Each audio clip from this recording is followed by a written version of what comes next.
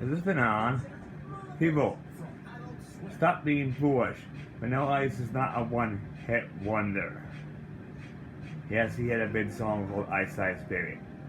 But then he made a heavy metal version called Ice Ice Baby. And then technically he had a song called Blow It Up. And then he had a song called Play That Funky Music. And then he had a song called,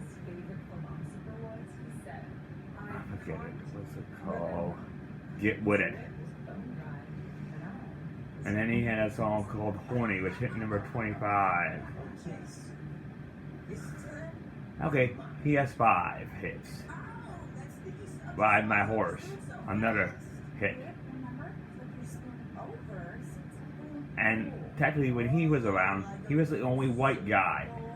So, and technically he was the ambassador of the white. He was the first white rapper. Get it for your thick heads. Back when he was around, he had the first number white song, and he was the first white rapper.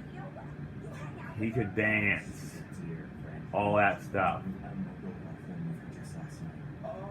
Yes, then he turned into rock and roll.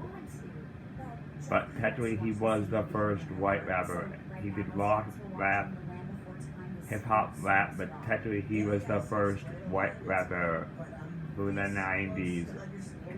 And in the year 1989, he was the first white rapper. And he was not a one-hit wonder.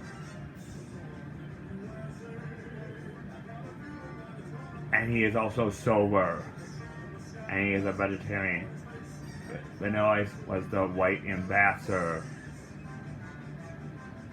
I don't care how much you made fun of him. He still was the first white rapper.